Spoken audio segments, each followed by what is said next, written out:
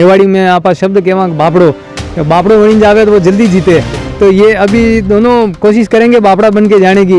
एक जना कहेगा हमारो लास्ट चुनाव है, अबे हमारे चुनाव नहीं लड़नो है, मैंने एक दान और जीते ही दो, ठीक है। कोई कहेगा हमारे अबे आनी चुनाव लाल बत्ती मिली जाएगा, ठीक है ना। मतलब दोनों अपने अपनी तरफ से बापड़ा बनने की कोशिश करेंगे। मैं तो काम करायो, मारे भी लास्ट चुनाव है, अबे मुँह भी नहीं लड़ूंगा, एक दान और मैंने वणी दो। या कोई यूँ कहेगा मैंने 2 दान था हरे दी दो, अबे तो जीता और मैं तो काम करायो। तो ये स्वाभाविक रूप से है, एक राजनीतिक कार्ड है जो लोग खेलते ही खेलते हैं। सिंपैथी का फायदा मिलता भी है, बस उसको खेलने वाला चाहिए। अभी तक राजस्थान पाकिस्तान ही बना हुआ है। भाजपा से टक्कर लड़ रही है, कांग्रेस अभी भी कांग्रेस के अंदर ही अपने आप में गुत्थम दोनों की चल रही है। इतना कंफ्यूज है कि वे किसे चुने और किस तरह से चुने। दाता केंद्र को देखकर कहीं न कहीं विवश होता है। मोदी जी की स्कीम्स या मोदी जी का एक जो विज़न है, राजस्थान में अशोक गहलोत का जो कार्यकाल रहा पिछले कुछ समय से, उनकी कल्याणकारी योजनाएं, जिले बनाना, नए नए विकास के मॉडल देना और जनता से सीधे जुड़े हुए चिरंजीवी योजना हो या ऐसी जो स्कीम्स जो सीधी पब्लिक से जुड़ी हुई थी, उन स्कीम्स ने कहीं न कहीं जनता को सोचने पर मजबूर किया है। अमृतलाल जी लगातार तीसरी बार उनके सामने मुकाबला करने जा रहे हैं। अब ये तीकड़ी उनकी होती है या रघुवीर जी रोकते हैं, ये तो मतदाताओं के हाथ में है। चुनावी चर्चा के दौर में आज हम यहाँ पहुंचे हैं सलूम्बर के सेरिंग तालाब पे, जहां हम चर्चा करेंगे पत्रकार, राजनीतिक और सलूम्बर के विकास कार्य में अपनी अहम भूमिका निभाने वाले धर्मेंद्र जी शर्मा से। आइए उनसे जानते हैं किस तरीके का माहौल है वर्तमान में विधानसभा में, क्योंकि पहले जहां पे भाजपा और कांग्रेस में सीधी टक्कर होती थी, लेकिन इस बार बाप पार्टी के साथ एक निर्दलीय प्रत्याशी ने भी ताल ठोक दी है। आइए उनसे जानते हैं क्या है माहौल। सलूम्बर विधानसभा कहें या राजस्थान कहें, पूरे राजस्थान से शुरुआत करते हैं, फिर अपन दक्षिण राजस्थान और सलूम्बर तक आते हैं। बिल्कुल। इस बार आप देख रहे होंगे कि पूरे राजस्थान में पहले जैसे भाजपा और कांग्रेस की टक्कर होती थी, लेकिन चुनाव इस दौर तक पहुंच गया, पर अभी तक दोनों पार्टियों की टक्कर नज़र नहीं आ रही है। अभी तक राजस्थान पाकिस्तान ही बना हुआ है। भाजपा से टक्कर लड़ रही है, कांग्रेस अभी भी कांग्रेस के अंदर ही अपने आप में गुत्थम दोनों की चल रही है। तो ऐसे में आप देखेंगे पूरे राजस्थान, फिर हम दक्षिण राजस्थान लेते हैं या सलूम्बर रखें, अभी तक मतदाता हर जगह, एक वर्ड को मैं यूज़ कर रहा हूँ, आप स्वयं भी महसूस करेंगे, कंफ्यूज। इतना कंफ्यूज है कि वे किसे चुने और किस तरह से चुने, क्या ऐसा फोकस करे जिससे उसका कंफ्यूजन दूर होवे कि ये अंतिम क्षण है, अब मुझे इसको मतदाता को कि भाई अब मुझे इसको वोट करना ही करना है। जहाँ एक तरफ मतदाता केंद्र को देखकर कहीं न कहीं विवश होता है, मोदी जी की स्कीम्स या मोदी जी का एक जो विज़न है और एक उनका जो हिंदुत्व कार्ड है, वो कहीं न कहीं स्पेशल राजस्थान, गुजरात, मध्य प्रदेश, ये जो क्षेत्र जुड़ा हुआ है गुजरात से, वो अधिकतर प्रभावी हमेशा होता है और उसका इफेक्ट दक्षिण राजस्थान में भी आता है। आप पिछले चुनाव को भी देखेंगे तो दक्षिण राजस्थान में कांग्रेस की भले ही राजस्थान में सरकार बनी, परंतु दक्षिण राजस्थान में भाजपा का बोलबाला रहा। उसका कारण यही है कि हमारा जो ये दक्षिणवर्ती क्षेत्र है कहीं न कहीं गुजरात से प्रभावित रहता है, मोदी जी की विचारधारा से उसका प्रभाव यहाँ आता है। फिर कन्फ्यूजन का कारण मैं जो कह रहा हूँ कि एक तरफ वो विचारधारा, फिर यहाँ राजस्थान में अशोक गहलोत का जो कार्यकाल रहा पिछले कुछ समय से, उनकी कल्याणकारी योजनाएं, जिले बनाना, नए नए विकास के मॉडल देना और जनता से सीधे जुड़े हुए चिरंजीवी योजना हो या ऐसी जो स्कीम्स जो सीधी पब्लिक से जुड़ी हुई थी, उन स्कीम्स ने कहीं न कहीं जनता को सोचने पर मजबूर किया है कि इस बार कहीं न कहीं राजस्थान में गहलोत का सुशासन और मोदी जी का प्रभाव, दोनों के बीच में अभी भी जनता जो है वो कहीं न कहीं कंफ्यूज नज़र आ रही है। दीपावली का ये पर्व जो है अब पूर्ण हो चुका है लगभग। अब जो है तस्वीर बहुत जल्द सामने आएगी कि अब सत्ता की गलियारों से उभर कर कौन शिखर पर जाने वाला है। मोदी और गहलोत के जो विकास कार्य और उनके जो भी योजनाएं हैं, उन नज़रिए में सलूम्बर क्षेत्र कैसे देखता है अपने आप को? देखिए, आपने पूछा था कि सलूम्बर में क्या त्रिकोणीय संघर्ष है या चतुर्कोणीय संघर्ष है, तो उस पर भी अपन बात करते हैं। सलूम्बर विधानसभा दक्षिण राजस्थान की विधानसभा है। दक्षिण राजस्थान में आप स्वयं देख रहे होंगे दक्षिण राजस्थान की जहाँ तक बात है, पिछले चुनाव में भी समीकरण बदले थे। उस समय बीटीपी जो है वो आदिवासियों की एक पार्टी बनकर यहाँ पर आई थी, और अब एक नया स्वरूप जो है आदिवासी परिवार ने दिया है बीटीपी की जगह, उन्होंने बाप पार्टी को अधिक महत्व दिया है। जहाँ तक राजनीतिक विश्लेषण अपन इस क्षेत्र का करें तो ये पूरा दक्षिण राजस्थान का क्षेत्र टीएसपी क्षेत्र है और जनजाति का बाहुल्य क्षेत्र है। सलूम्बर विधानसभा की अपन चर्चा करें तो सलूम्बर विधानसभा में भी 2,93,000 करीबन मतदाता हैं। उनमें यदि आप माने कि 45 से 50% के बीच में एसटी मतदाता, जनजाति के मतदाता हैं, तो वो जो संख्या एक बैठती है वो 1,40,000 45,000 के आसपास की संख्या होती है। यदि आदिवासी परिवार जिस तरह से चर्चाएं कर रहा है कि उनका जो युवा है वो पूर्ण रूप से बाप पार्टी के साथ है, यदि बीएपी को अगर इस तरह से युवाओं का सपोर्ट मिल रहा है, 1,40,000-45,000 अगर उनके मतदाता हैं, उनमें से अगर 1 लाख या 1,10,000 मतदाता वोटिंग करते हैं, और अब उस 1,10,000 वोटिंग होता है, उस वोटिंग में अब आप ये मानिए कि कितना प्रतिशत आदिवासी मतदाता जो है वो बीएपी के साथ जाता है। यदि 30 से 40% भी जाता है तो आप ये देखिए कितना बड़ा आंकड़ा जो है वो बीएपी के साथ जा रहा है। क्योंकि खेरवाड़ा की अपन बात करें तो खेरवाड़ा में भी आप देखिए कि एक्शन जैसे पद के एक कर्मचारी ने नौकरी छोड़कर बाप पार्टी का दामन थामा और चुनाव लड़ना, तो कहीं न कहीं जाति समीकरण उनको कहीं न कहीं मिल रहे हैं। वो जाति समीकरण उनका मिल रहा है, इसीलिए वो इतनी ताकत के साथ इस बार भी पिछले बीटीपी में तो अब बीएपी की तरह सलूम्बर में आए। तो ये तो हो गया जाति समीकरण के अनुसार। फिर हम बात करें कि यहाँ टक्कर किस तरह से रहेगी। रघुवीर मीणा और अमृतलाल मीणा दोनों राष्ट्रीय दल के, दोनों ही प्रभावी। रघुवीर जी भी यहाँ लगातार, सरड़ा जब थी तो सरड़ा और सलूम्बर अलग अलग थी विधानसभाएं, तो सरड़ा से रेगुलर जो है 2 से 3 बार वो जो है चुने गए हैं विधानसभा के लिए। फिर सलूम्बर और सरड़ा एक हुई तो उस समय भी रघुवीर जी चुनाव जीते थे, और 2 बार अमृतलाल जी ही उनके सामने उस समय हारे थे। फिर वो सांसद बने, समीकरण बदले, उधर केंद्र में मोदी जी का आना हुआ और वो एक प्रभाव अलग आया। उस प्रभाव के तहत और अमृतलाल जी का सीधा आम मतदाताओं से जो जुड़ाव था, उस जुड़ाव की बदौलत आपने देखा कि वो लगातार 2 बार विजयी हुए। और अब ये जो चुनाव आया है, इस चुनाव में भी वही फैक्टर काम करेंगे कि वही अमृतलाल जी, वही रघुवीर जी, वही आमने सामने की टक्कर। पहले रघुवीर जी ने इनको लगातार 3 बार सरड़ा में पराजित किया है, तो अमृतलाल जी लगातार तीसरी बार उनके सामने मुकाबला करने जा रहे हैं। अब ये तिकड़ी उनकी होती है या रघुवीर जी रोकते हैं, ये तो मतदाताओं के हाथ में है। परंतु मतदाता इस बार कुछ कंफ्यूज और नया सोच रहा है। नया इसलिए सोच रहा है कि देखिए अमृतलाल जी का जो ये कार्यकाल रहा, पिछले वाले कार्यकाल तो उनकी सत्ता थी तो वो कुछ काम विकास करवा भी पाए।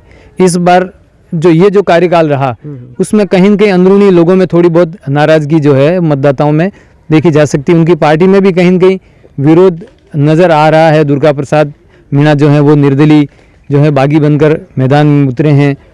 जया मीणा भी पिछले कुछ समय तक प्रचार में उतरी थी, उन्होंने भी कुछ आरोप प्रत्यारोप किए। हालांकि वो चुनावी मैदान में नहीं उतरी, परंतु उनके जो फॉलोअर्स इतने समय में रहे होंगे, कहीं न कहीं उनका भी माइंडसेट कुछ न कुछ ऐसा हुआ होगा कि वो कहीं न कहीं इस कार्यकाल की बुराई कहीं न कहीं या कमियां जया जी की टीम ने उन्होंने उजागर की होंगी। अब वो उसको वापस रिफ्यूज़ कर पाएँ, उसको सही तरीके से वापस मतदाताओं को बता पाएँ, वो एक अलग बात होगी। चुनावी समीकरण के खेल के साथ साथ में मैं बात करूं अगर चर्चाओं की, तो उदयपुर संभागीय मुख्यालय पे पहले माना जाता था कि वल्लभ नगर हॉट सीट है, उसके बाद में अभी वापस चर्चाओं में आया कि मावली हॉट सीट बनती जा रही है। इस तरीके का नाम सलूम्बर के साथ में भी जुड़ जा रहा है, इसके पीछे क्या कारण मानते हैं आप? देखिए सलूम्बर का मैंने आपको कारण बताया ना कि उदयलाल जी डांगी जो थे, उन्होंने इस बार डांगी जो मतदाता थे उन पर अच्छी पकड़ बनाई। पिछली बार जो उन्होंने चुनाव लड़ा था उस समय भी वे अच्छे वोट लाए थे और सेकंड स्थान पर वल्लभ नगर में वो रहे थे।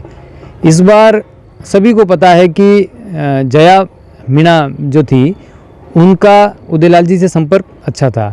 कहीं न कहीं यदि उदयलाल जी का टिकट अगर वल्लभनगर से कटता तो जया मीणा निश्चित रूप से यहाँ उम्मीदवार हो सकती थी, ऐसा मेरा अनुमान है। और एक माहौल वहीं से तैयार हो गया। ये जो हॉट सीट बनना शुरू हुई है ना, ये वास्तव में मावली और वल्लभनगर, फिर वल्लभनगर के बाद इस तरह का जो थीम उदयलाल जी ने यहाँ दिया तो वो एक चार्मिंग पैदा हुआ कि हाँ यहाँ भी जो हैं वो नए प्रत्याशी तीसरे दल के रूप में, क्योंकि वो कहीं न कहीं उस समय आरएलपी के सपोर्टेड थे। और पिछले 2 रोज़ पूर्व हनुमान बेनीवाल जी का बयान भी आया था। हनुमान बेनीवाल जी ने कहा कि मेरी मेवाड़ में 15 सीटें उदयलाल जी ने खराब की हैं, तो वो 15 सीटों में हो सकता है वो सलूम्बर भी हो, ऐसा अपन कयास लगाए सकते हैं। और हॉट सीट होने का कारण यही रहा। एक दूसरा कारण ये भी रहा कि अब राजनीतिक महत्वाकांक्षाएं धीरे धीरे बढ़ती जा रही हैं, लोग राजनीति के प्रति जागरूक भी हुए और राजनीति में रुचि भी अब बढ़ी है। फिर उसके पश्चात आप देखेंगे ये दौर सोशल मीडिया का आया। तो सोशल मीडिया एक ऐसा प्लेटफॉर्म हो गया जो राजनीति चमकाने के लिए, राजनीति को खड़ा करने के लिए एक माध्यम बन गया। तो हर व्यक्ति अब वो सोशल मीडिया के माध्यम से तुरंत प्रभावी होकर इस मैदान में उतरना चाहता है। और अब राजस्थान का ये जो दक्षिण क्षेत्र है, बाप पार्टी आई, बीटीपी आई, तो इनको रिजल्ट भी मिलने लगे। अब युवा जो है वो खुद को आजमाने लगा कि भाई अब, और एसटी जो पहले संकोचित होते थे, बाहर नहीं निकलते थे, अब वो खुलकर आए, उनको भी राजनीति की रुचि जगी कि हम भी राजनीति करेंगे। अब ये रिजर्व सीटें हैं, जनरल सीटें होती, जैसे आप मावली और वल्लभनगर, वहाँ हॉट सीट इसलिए क्योंकि जनरल सीट है। और जनरल सीट के बाद आप देखिए सबसे ज़्यादा सलूम्बर एक त्रिकोणी संघर्ष लेकर आया है और चतुर्वी संघर्ष हो गया, मतलब 4 जने हो गए मैदान में। तो उसका कारण यही है कि ये कहीं न कहीं उदयपुर विधानसभा का जो पूरी विधानसभा हैं उसमें आप देखेंगे कि सलूम्बर एक ऐसा क्षेत्र है मावली और वल्लभनगर के बाद कि सलूम्बर जिला है और सामान्य वर्ग यहाँ अन्य विधानसभाओं की तुलना में सामान्य वर्ग की संख्या सलूम्बर में अधिक है। तो मैं आपसे एक सीधा सवाल करूंगा कि मुख्यमंत्री अशोक जी गहलोत ने एक दाव खेला जिला बना के, क्या दाव उनका ये काम आएगा रघुवीर जी के लिए?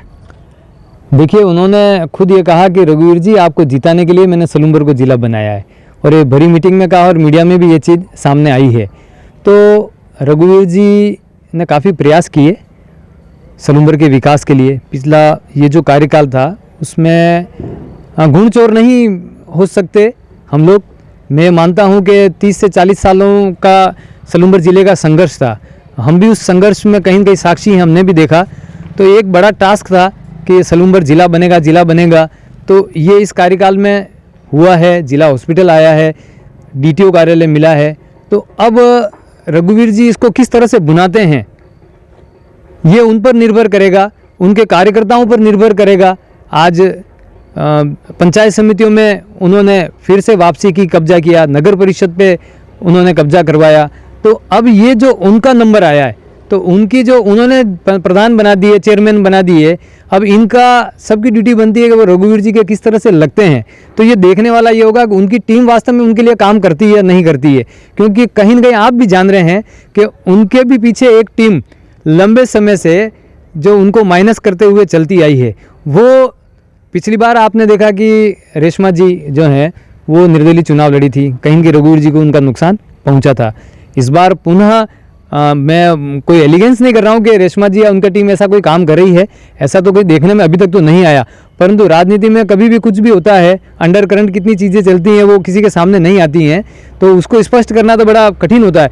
परंतु फिर भी किसके मन में क्या चल रहा है, कौन किसके पीछे कितना कटाक्ष करते हुए, कितना उसको नुकसान करते हुए चल रहा है, तो उससे भी गणित सामने आना थोड़ा सा जो है इन दिनों में, आने वाले दिनों में यदि हम फिर से चर्चा करेंगे 5-7 दिन में, तो चीज़ें और ज़्यादा क्लियर होंगी कि कौन प्रभावी होता है। परंतु ये स्पष्ट है कि रघुवीर जी ने जो सौगात दी है उसको रघुवीर जी को भुनाना चाहिए, और वो उनके लिए बहुत बड़ा प्लस पॉइंट है। जिले की सौगात 4 दशक के बाद सलूम्बर को मिली है, और विधानसभा सलूम्बर प्रॉपर विधानसभा के लिए मुख्यालय सलूम्बर विधानसभा को मिला है। तो निश्चित रूप से यहाँ का मतदाता भी इस पर कुछ न कुछ विचार कर रहा होगा। मैंने फर्स्ट में आपको एक शब्द कहा कन्फ्यूज़, वो कन्फ्यूज़ इसीलिए आ रहा है कि एक तरफ मोदी जी की विचारधारा है, अशोक गहलोत जी का विकास कार्य है, उस अशोक गहलोत जी के विकास कार्य के साथ में आप देखिए रघुवीर जी का विकास कार्य जुड़ा हुआ है, तो अमृत जी का जो है वो कहीं न कहीं मोदी जी की विचारधारा का प्रभाव है। तो ये एक जो कन्फ्यूजन की लड़ाई है वो बहुत जल्द जो है खुलकर भी सामने आएगी, मतदाता बोलेगा। सामने हो रही है कि सिंपैथी शब्द का इस्तेमाल ज़्यादा हो रहा है इस चुनावी सभाओं में। पहले जहाँ पे 2 बार हार के बाद में अमृतलाल मीणा को सिंपैथी का फ़ायदा मिला था, और 2 बार लगातार रघुवीर जी की हार के बाद में क्या उन्हें इस बार सिंपैथी का फ़ायदा मिल पाएगा? देखिए सिंपैथी जैसा तो कोई बड़ा इशू तो नहीं है, क्योंकि रघुवीर जी पहले भी ऐसा तो है नहीं कि कभी जीते नहीं हैं। वो भी 2 से 3 बार जो है वो सांसद भी रहे हैं और विधायक भी रहे हैं। और फिर ये हो सकता है कि सिंपैथी इस चीज़ पर हो सकती है कि उन्होंने सलूम्बर को जिले की सौगात दी, डेवलपमेंट कराया, और अब अगर जनता उन्हें नहीं चुनती है तो कहेंगे उस पर ज़रूर एक सिंपैथी का इशू आ सकता है कि भाई उन्होंने अगर विकास कराया और उनको अगर वोट नहीं मिलता है तो वो सिंपैथी के वोट जो हैं वो रघुवीर जी पासा खेल सकते हैं। क्योंकि आपको पता ही है कि वल्लभनगर चुनाव हुआ, तो वल्लभनगर में प्रीति शक्तावत गजेंद्र सिंह शक्तावत के हिसाब से जो है ना सिंपैथी वोट से जीती, दीप्ति माहेश्वरी सिंपैथी वोट से जीती। तो राजनीति में सिंपैथी तो बहुत बड़ा कार्ड है और इसको हर व्यक्ति खेलता ही खेलता है।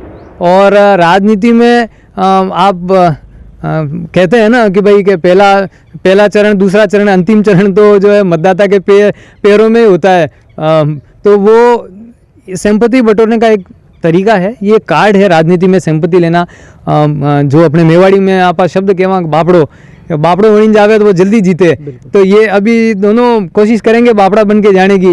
एक जना कहेगा हमारो लास्ट चुनाव है, अबे हमारे चुनाव नहीं लड़ना है, मैंने एक दान और जीते ही दो, ठीक है। कोई कहेगा हमारे अभी चुनाव लाल बत्ती मिली जाएगा, ठीक है ना। मतलब दोनों अपने अपनी तरफ से बापड़ा बनने की कोशिश करेंगे। मैं तो काम करायो, मारे भी लास्ट चुनाव है, अबे मुँह भी नहीं लड़ूंगा, एक दान और मैंने वणी दो। या कोई यूँ कहेगा मैंने 2 दान था हरे दी दो, अबे तो जीता और मैं तो काम करायो। तो ये स्वाभाविक रूप से है, एक राजनीतिक कार्ड है जो लोग खेलते ही खेलते हैं। सिंपैथी का फ़ायदा मिलता भी है, बस उसको खेलने वाला चाहिए। अब हम बात करेंगे आपके पत्रकारिता के अनुभव के बारे में। आपने आधा दर्जन से अधिक चुनाव देखे हैं, विधानसभा चुनाव, लोकसभा चुनाव में आपने कई चैनल और अखबार के लिए कवरेज वगैरह भी की। मेरा आपसे सीधा सवाल ये है कि बदलते इस दौर में वर्तमान चुनाव को आप किन हालातों से देख रहे हो? क्या परिवर्तन हुआ है और क्या होना चाहिए था? देखिए सबसे बड़ा परिवर्तन तो ये हो गया कि प्रिंट मीडिया, इलेक्ट्रॉनिक मीडिया, इनका एक दौर था। वो जो समय था वो उन्हीं का दौर था। लोग सारी अपडेट जो हैं वो उसी मीडिया से मिलता था। आज का दौर इतना बदल चुका है कि पूरा का पूरा चुनाव कैंपेनिंग सोशल मीडिया के आधार पर हो रहा है। चुनाव आयोग इतना सख्त हो गया है कि एक तो कहीं पैम्पलेट ब्रोशर भी आप खुले में लगा नहीं सकते। तो ऐसे में प्रचार के जो तरीके हैं वो भी बदल गए, अनुशासन पूरा आ गया। बोलने पर लगाम, लिखने पर लगाम, छापने पर लगाम, तो लगाम से भरा हुआ अब ये चुनावी दौर चल रहा है और होना भी चाहिए।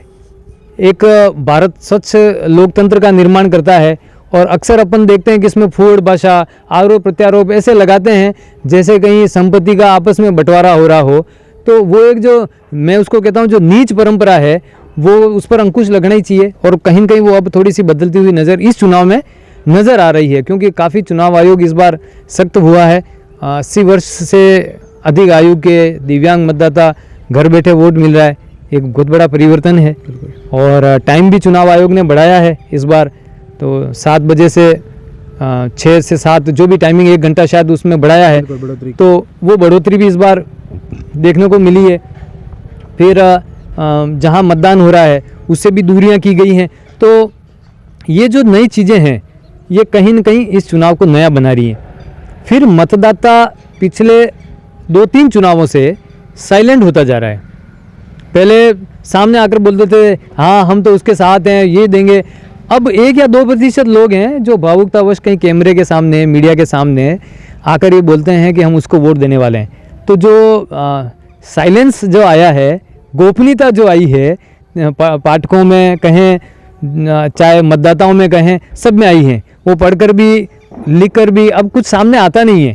सोशल मीडिया पर भी लोग भले जुड़ते हैं, एक दूसरे को लाइक करते हैं, परंतु अपने विचारों को एकदम खुलकर बताने में हमेशा परहेज करना शुरू हुआ है। मतलब जैसे पहले राजनीतिकार ही चालाक होते थे, अब मैं कहूँगा कहीं न कहीं मतदाता भी चालाक हुआ है। वो भी आजमाने लगा है समय तक कि एक सीमा तक वो आजमा रहा है कि कैसे जो है कि कितना हम सुन सकें, किसमें कितनी क्षमताएं हैं, उन क्षमताओं को हम सहन करें, फिर जाके सारा डिक्लेरेशन करें। अपना डिक्लेरेशन जल्दी से इस बार मतदाता नहीं कर रहा है और मतदाता पहचानने भी लगा। जैसे आप देखिए कि एक दिल्ली का चुनाव देखते हैं, दिल्ली में जनता जो है वो केजरीवाल की सरकार को राज्य में चुनती है, प्रदेश में, दिल्ली प्रदेश में, और केंद्र के जैसे ही चुनाव आते हैं तो सीधे से मोदी जी को वोट करते हैं। बिल्कुल। तो एक कहीं ना कहीं आप देखिए कि वोट का अंतर करना भी सीखा उसने कि मुझे केंद्र में किसको देना है, राज्य में किसको देना है। और लोकल चुनाव हैं तो लोकल चुनाव में बिल्कुल व्यक्ति देखने लग गए लोग अब। आपने जो एग्जाम्पल दिया है उसका असर मेरे को नज़र आ रहा है कि इस बार सलूम्बर विधानसभा और राजस्थान में भी देखने को मिल सकता है शायद। देखिए, मतदाता जो है वो कुछ न कुछ सोच कर चलता है। मैंने कहा कि वो हमेशा एक नयापन जब देखता है तो उसको भले उजागर नहीं करता है, लेकिन परिणाम तो ठप्पा लगता है, वहीं से पता लगेगा। 3 तारीख सब कुछ स्पष्ट ये हो जाएगा कि जनता का रुख क्या था। परंतु अपन जो कयासों की दुनिया में हम लोग जीते हैं, तो कयास हमेशा कहीं न कहीं थोड़े बहुत नज़र आ ही जाते हैं। तो कयास ये बता रहे हैं कि जनता जो है इस बार मतदाता जो हैं वो पूरा देखेगा कि ये प्रत्याशी कैसा है, इसका व्यवहार कैसा है, इसका समर्पण कैसा है, ये विधानसभा तक जाएगा तो कैसे बोलेगा, कितना बोलेगा, सलूम्बर के विकास के लिए क्या करेगा। इस सब को जनता पूरा सोच रही है और उसी के अनुसार मतदान करने वाली है, ऐसा मेरा मानना है। बिल्कुल, आपने आइए सुना कि किस तरीके से धर्मेंद्र जी शर्मा ने अपने अनुभव को हमारे साथ में साझा किया। चुनावी चर्चाओं का यह दौर आगे भी जारी रहेगा और इनसे हम ऐसी तरह से चर्चा करते रहेंगे और विश्लेषण करते रहेंगे। कमलेश कुमार जड़ोला, खबर 27 राजस्थान।